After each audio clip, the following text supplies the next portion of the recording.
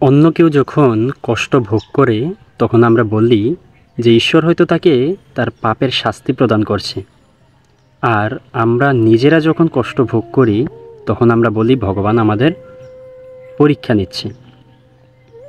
কিন্তু আমরা কেন এর উল্টোটা ভাবতে পারি না যে ভগবান আমাদেরকে পাপের শাস্তি দিচ্ছে, অন্যকে পরীক্ষা নিচ্ছে? কিংবা এর উল্টোটাও তো হতে পারে যে ভগবান দুজনকেই পাপের শাস্তি দিচ্ছে, আবার ভগবান দুইজনের কাছ থেকে পরীক্ষা নিচ্ছেন। তো ভগবান কখন কি করবেন কি করবেন না সেটা একমাত্র ভগবানই জানেন, একমাত্র ঈশ্বরই জানেন। আর এমনটাও নয় যে আপনি যেটা বলছেন সেটা হতে পারে না, এটা অনিশ্চিত, কেবল ভগবানই জানে। তাই কখনো আমরা না জেনে শুনে অন্যের সম্পর্কে মন্তব্য করব না। কেউ যখন কষ্টে থাকবে আমরা এমন কথাবার্তা বলে তার কষ্ট বাড়িয়ে দিব না, বরঞ্চ এমন কথাবার্তা বলবো যাতে তার কষ্ট দূর হতে পারে, কষ্ট লাঘব হতে পারে, কষ্টে সে কিছুটা প্রশান্তি অনুভব করতে পারে, এমন কথাবার্তা বলবো।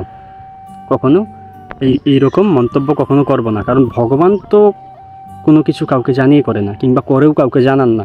একমাত্র তিনিই ভালো জানেন যে তিনি কাকে পাপের শাস্তি দিচ্ছেন আর তিনি কার কাছ থেকে পরীক্ষা নিচ্ছেন। তাই আমরা কখনো এমন মন্তব্য করব না। ধন্যবাদ। হরে কৃষ্ণ।